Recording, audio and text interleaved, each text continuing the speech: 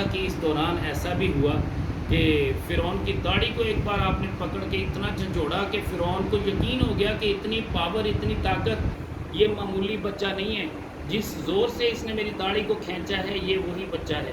اب قتل کرنے کے در پہ ہوا، لیکن بی بی آسیہ کہنے لگی یہ تو ابھی چھوٹا سا بچہ ہے، اب اسے کچھ نہ کہیں، یہ تو بیچارہ اسے تو پتہ ہی نہیں ہے۔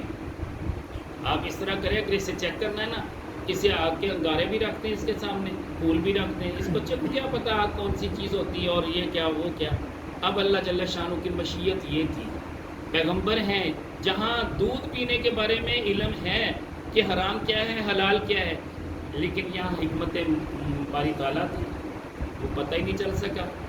اللہ کریم جل وعلا نے فوراً سے پہلے فرشتے کو بھیج دیا۔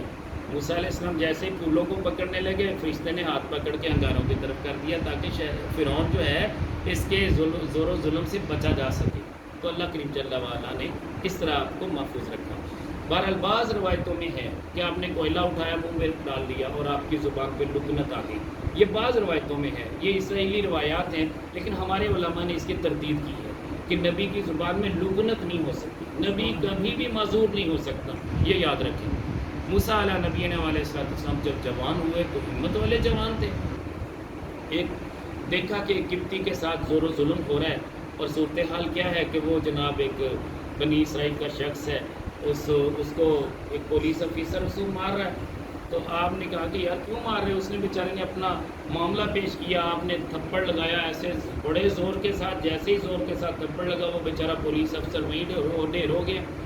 اب یہ معاملہ فرعون کے محل تک پہنچا، فرعون نے کہا یہ وہی بچہ ہے جس میں اتنی پاور ہے کہ اس کے ایک تھپڑ نے ہمارا پولیس افسر کو مار دیا، اب یہ ہے کہ ہم اسے قتل کریں گے۔ یہ ارادہ بن رہا تھا، ادھر خبر دینے والے نے خبر دے دی کہ پیارے موسیٰ اب یہاں سے ہجرت کر دیں، اب آپ کے قتل کا ارادہ کر دیا گیا ہے۔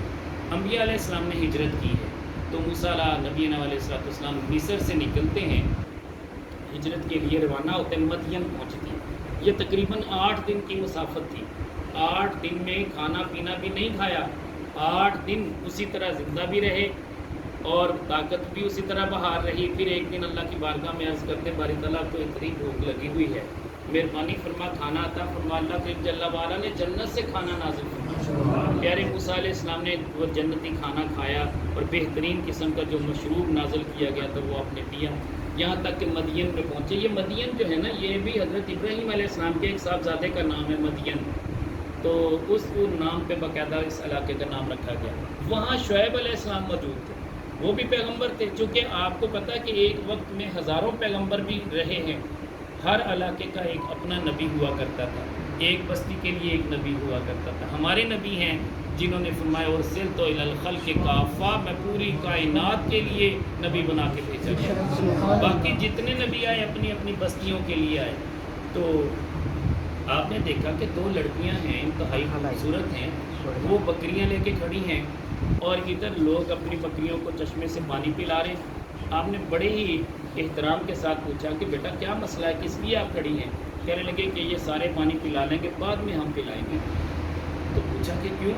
کہنے لگے کہ ہم لڑکیاں ہیں نا، ہماری باری آخر پہ آتی ہے، تو ہم ان مردوں میں گھس نہیں سکتی، یہ پہلے اپنی بکریوں کو پانی پلائیں گے، جو بچا کچا ہوگا وہ ہم اپنی بکریوں کو پلائیں گے، ہمارے والد صاحب بوڑھے ہیں تو وہ ساتھ آ نہیں سکتے۔ اب شعیب علیہ السلام کی دونوں صاحبزادیاں تھیں، ابھی تعارف اتنا نہیں ہوا تھا۔ آپ فرماتے ہیں یہاں اور چشمہ نہیں ہے؟ کہنے لگی چشمہ تو ہے، اس کے اوپر اتنا بڑا پتھر ہے کہ وہ کوئی اٹھا ہی نہیں سکتا، لیکن میں مجھے پتھر دکھاؤ۔ اب موسیٰ علیہ السلام کی جوانی، ان کی طاقت، ان کی پاور کا اندازہ کیجئے کہ وہ پتھر آپ دونوں ہاتھوں سے ایسے اٹھا کے سائڈ پہ کرتے، چشمہ اسی طرح پانی ابلتا ہوا باہر پانی نکالتا ہے، تو بکریاں پانی نوش کرتی، بہت جلدی بیٹیاں واپس پہنچتی، آپ وہیں آرام فرما ہوتے ہیں۔ درختوں کا جھنڈ تھا، سائے میں آرام کر رہے۔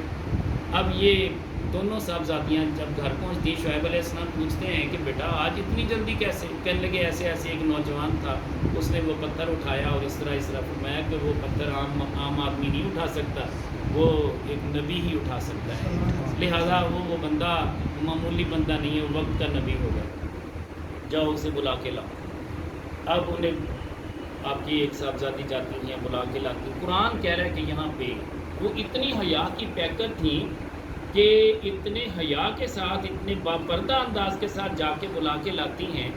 ادھر موسیٰ علیہ السلام اتنے پیارے نبی، اتنے حیا والے، کہتے ہیں کہ بیٹا آپ میرے سامنے نہ چلو، آپ میرے پیچھے چل کے راستہ بتاتے جاؤ. سامنے چلو گے ہو سکتا ہے آپ کا جو کپڑا ہے ہوا کی وجہ سے اڑے اور آپ کے کسی عضو پہ میری نگاہ نہ پڑ جائے. اب یہ ہے احترام، یہ ہے نبی کی نگاہ جو اتنی پاکیزہ ہوتی ہے. بہرحال وہ خاتون پیچھے پیچھے چل کے راستہ بتاتی ہیں، یہاں تک کہ گھر آ جاتے ہیں. شعیب علیہ السلام سے ملاقات ہوتی ہے، حال حوال ہوتے ہیں، اپنا سارا معاملہ بتاتے ہیں. فرماتے ہیں کہ تم اللہ کے نبی ہو، تم معمولی بات نہیں ہو، تم ایسے نوجوان ہو جن کو اللہ نے نبوت سے سرفراز فرمانا ہے. یہ بشارتیں خوشخبریاں تو پہلے دے دیں. پھر بات طے ہو گئی کہ اس طرح ہے کہ بیٹیاں کہنے لگی کہ ابو جی ہمیں باہر جانا نہیں پڑے گا، اگر اس کو اجرت پہ رکھ لیں. تو شعیب علیہ السلام نے اجرت کیا مقرر کی؟ فرماتے ہیں کہ اے نوجوان، اے پیارے موسیٰ، اگر تم میری بکریوں کو 8 سال تک روزانہ پانی پلانے لے جایا کرو، چرانے لے جایا کرو، تو میں اپنی ایک بیٹی کا تمہارے ساتھ نکاح کر دوں گا. یہ بطور حق مہر کیا ہوگا کہ 8 سال تک بکریاں چراؤ گے، لیکن اگر تم اسے 10 سال کر دو تو یہ آپ کی مہربانی ہوگی. اب پیارے موسیٰ علیہ السلام 10 سال بکریاں چراتے بھی ہیں، پانی پلاتے بھی ہیں، لے کے بھی جاتے ہیں، لے کے واپس بھی آتے ہیں، اور اپنی نگاہ کی حفاظت بھی کرتے ہیں. یہاں تک کہ صفورہ نامی آپ کی جو شعیب علیہ السلام کی صاحبزادی تھی ان کے ساتھ پھر نکاح ہوا. پھر موسیٰ علیہ السلام نے کہا کہ 10 سال میں نے پورے کر دیے، اب مجھے اجازت دیجیے تاکہ میں واپس جاؤں. پھر جب جا رہے ہیں تو وادی مقدس طوا سے جیسے ہی گزرتے ہیں ایک روشن درخت نظر آتا ہے. آپ اس درخت سے، اب یہاں پہ ایک پرابلم کریٹ ہوئی. وہ درخت جو تھا اس سے آواز آ رہی تھی، انی انا اللہ فاخلع علیک انک بالوادی المقدس طویٰ. اے پیارے موسیٰ، میں تمہارا اللہ ہوں، تم اپنا یہ جو جوتے ہیں ان کو اتار دو، تم اس وقت مقدس وادی طویٰ میں موجود ہو. اب بات یہ ہے کہ اسی درخت سے یہ جتنے بھی عیسائی لوگ ہیں انہوں نے جناب وہ جو ٹری بناتے ہیں نا، درخت بناتے ہیں، اس کی باقاعدہ یہ جیسے پوجا کرتے ہیں، اس طرح کی کیفیات ہوتی ہیں. بہرحال کہنے کا مطلب یہ ہے کہ یہ درخت کو سجانا، میں نے تو دبئی گیا ایئرپورٹ پہ درخت سجا کے رکھے ہوئے تھے. یہ کرسمس ٹری جس کو کہتے ہیں، وہ ایک بابا تھا نا، خدمت کرنے والا تھا، رفع عامہ کے کام کرنے والا تھا، اس کی یاد میں بھی کرسمس ٹری بنایا جاتا ہے. اور موسیٰ علیہ السلام کی یاد میں بھی وہ لوگ جو ہے نا وہ اس طرح کے درخت بناتے ہیں، ان کو باقاعدہ راستہ کرتے ہیں، لائٹنگ اس کے اوپر لگاتے ہیں. کہنے کا مطلب یہ ہے کہ حقیقت یہ ہے کہ درخت خدا نہیں ہو سکتا. یاد رکھیں، بندہ بھی خدا نہیں ہو سکتا. یہ الگ بات ہے کہ اللہ جلوہ ڈالنا چاہے تو کوہ طور پہ ڈال دے، لیکن جب کوہ طور پہ ڈالا وہ بھی برداشت نہیں کر سکا، وہ سرما بن گیا. لیکن بات یہ ہے کہ رب اگر اپنا دیدار کسی کو کروانا چاہے تو قلب مومن ایسا دل ہے کہ جو اس کو برداشت کر سکتا ہے، اللہ اسے پہلے اتنی طاقت دیتا ہے، پھر اپنا نظارہ کرواتا ہے. قلب المومن عرش اللہ تعالیٰ، مومن کا دل جو ہوتا ہے اللہ کا عرش بن جاتا ہے. یہ دل اتنا بڑا ہوتا ہے، اتنا بڑا ہوتا ہے، ایسے تخت کی مانند پھیل جاتا ہے. پھر یہاں پہ رب کائنات کی حاضری بھی ہوتی، بے نیاز اپنی شان کے لائق حاضر ہوتا ہے. وہ بڑا بے نیاز، وہ غیب تو ہوتا ہی نہیں، لیکن بات یہ ہے کہ اپنے شان کے لائق اس تخت پہ اللہ کریم جل والا جلوہ افروز ہوتے ہیں. پھر وہ دیدار جو مانوی دیدار ہوتا ہے، صفاتی دیدار ہوتا ہے، وہ اس بندے کو نصیب ہوتا ہے. بڑے بڑے اولیاء اللہ کو نصیب ہوا. اسی طرح آقا علیہ الصلوۃ والسلام اسی تخت پہ تشریف فرما ہوتے ہیں. یہ میرے رب کی طرف سے عطا کردہ نعمت ہوتی بندے کے لیے. مختصر کرتے ہیں جی بات کو. تو موسیٰ علیہ السلام جو تھے یہ ایک سفر میں تھے تو تھکاوٹ ہو گئی. نبی تھکتے نہیں ہیں، لیکن بعض اوقات ایسا ہو جاتا ہے کہ تھکاوٹ غالب آ جاتی ہے، اس میں رب کی حکمتیں ہوتی ہیں. موسیٰ علیہ السلام بہت تھک گئے. اب تھکتے ہیں تو اللہ تعالیٰ کی بارگاہ میں عرض کرتے ہیں، باری تعالیٰ آج تھکاوٹ فیل ہو رہی ہے، کوئی سواری کا بندوبست ہو جائے تو میرے لیے سفر آسان ہوگا. اللہ کریم جل والا فرماتے پیارے موسیٰ اگر سواری چاہیے تو اسی پہاڑ کے پیچھے چلے جاؤ، ایک بندہ ہے ہم اس کے ذمہ لگا دیتے ہیں. اب موسیٰ علیہ السلام پہاڑ کے پیچھے جاتے ہیں، دیکھتے ہیں کہ ایک نوجوان ہے. وہ نوجوان دیکھتے ہی کہتے پیارے موسیٰ آپ کو سواری چاہیے نا؟ تو موسیٰ علیہ السلام حیران کہ میں نے تو ابھی بات ہی نہیں کی، اس کو کیسے پتا چلا مجھے سواری چاہیے؟ کیا لے کہ جس نے آپ کو میری طرف بھیجا ہے اس نے مجھے بتا دیا ہے. کہ یہ اتنے مرتبے والا کہ رب کائنات سے جیسے میں ہم کلام ہوتا ہوں یہ بھی ہم کلام ہوتا ہے. یہ عجیب بات ہے. تو کہتا ہے وہ نوجوان کہتا ہے کہ حضور پہلے آپ کی سواری کا بندوبست کر دوں، باقی باتیں بعد میں۔ بادل کی طرف اشارہ کرتا ہے کہ اے بادل جلدی آ اور گھوڑا بن جا۔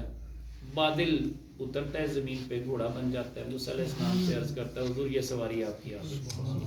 موسیٰ علیہ السلام اور حیران کہ یار یہ عجیب بندہ ہے کہ بادل کو حکم دیا سواری بن جا، سواری بن گیا، گھوڑا بنا، اب میرے لیے سواری پیش کر دی۔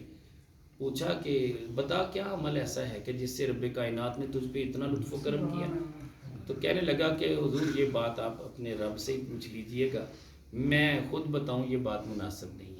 موسیٰ علیہ السلام جب اللہ تعالیٰ سے ہم کلام ہوتے پوچھتے کہ باری تعالیٰ اس نوجوان کو اتنا مرتبہ کیسے ملا کہ جو نبیوں کو مرتبہ تو نے دیا ہم کلام ہونے کا، اس سے تو ہم کلام بھی ہوتا ہے، اس کی ہر بات بھی پوری کرتا ہے، اس کی کیا حکمت ہے، کیسے یہ مرتبہ ملا؟ فرمایا کہ پیارے موسیٰ یہ وہ نوجوان ہے جس نے اپنی والدہ کی 20 سال تک خدمت کی ہے، 20 سال تک اسے کھانا کھلایا، اس کے ہر طرح کے حاجات کا خیال رکھا۔ اس کی والدہ روزانہ دعا دیتی تھی کہ یا اللہ میرا بیٹا میرا بڑا ہی خدمت گزار ہے، اگر یہ تجھ سے کچھ مانگے اسے انکار نہ کرنا، یہ جو بھی مانگے دے دیا کرنا، میں اس کی ماں ہوں، میں تو تیری مقبول بندی ہوں نا، اگر یہ عبادت میں کمی بھی کرتا ہے تو اس کی جگہ پہ میں تو عبادت کرتی ہوں نا، میری سفارش قبول فرما، میرے اس بیٹے کو کبھی مایوس نہ کرنا۔ پیارے موسیٰ میں نے اس کی والدہ کی دعا قبول کر لی، اب یہ جو بھی مانگتا ہے میں دے دیتا ہوں۔ بات یہ ہے کہ ماں کی خدمت کا جو صلہ ہے نا، سچی بات ہے اتنا بڑا صلہ ہے جو بندہ سوچ ہی نہیں سکتا۔ بظاہر تو بندہ کہتا ہے کہ یار میری ماں اس قابل ہی نہیں، وہ تو جناب میری بیوی کے حقوق پورے نہیں کرنے دیتی، یہ وہ فلاں، ہزار گلے ہوتے ہیں ماں باپ کے ساتھ، والدین کے ساتھ۔ نوجوان چونکہ جو شادی شدہ ہوتے ہیں نا ان کو بڑے مسائل ہوتے ہیں، بیوی کے حقوق بھی ادا کرنے، ادھر ماں باپ کے حقوق بھی ادا کرنے، دونوں طرف پھنسے ہوتے ہیں بیچارے۔ لیکن حقیقت یہی ہے کہ اگر کوئی بندہ صبر و رضا کا پیکر ہو، وہ اپنی ماں کی ترشی والی باتیں بھی برداشت کر لے، اپنی بیوی کو اس نہج پہ سنبھال لے اور اسے اتنا تیار کر لے، سمجھا دے کہ تو نے میری ماں کے آگے نہیں بولنا، میرے ابو کے آگے نہیں بولنا، بس ان کی باتیں تو برداشت کر، تجھے میں ہر طرح کا وہ معاملہ جو تو چاہے گی میں افورڈ کر کے دوں گا۔ اپنی بیوی کو اپنے طور پہ رہنمائی دے، ماں باپ کی خدمت کا جذبہ اس کے دل میں پیدا کریں، تو آٹومیٹیکلی جب آپ اپنے ماں باپ کے فرما بردار ہوں گے اور آپ کی بیوی بھی آپ کے والدین کی فرما بردار ہوگی۔ تو یہ ڈیپینڈ کرتا ہے کہ شوہر کیسا ہے، ورنہ حالات یہ ہیں کہ بیوی کی وجہ سے والدین کو بندہ چھوڑ کے نکل جاتا ہے، بڑے مسائل ہوتے ہیں، اللہ تعالیٰ بس محفوظ رکھے۔ تو بہرحال باتیں بہت ہو گئی، تو میں یہ چاہ رہا ہوں کہ اسی پہ اکتفا کرتے ہیں، 5 منٹ ابھی باقی، 5 منٹ کے لیے کوئی سوال اگر کوئی کرنا چاہے تو سوال کر سکتے ہیں کوئی ایسا۔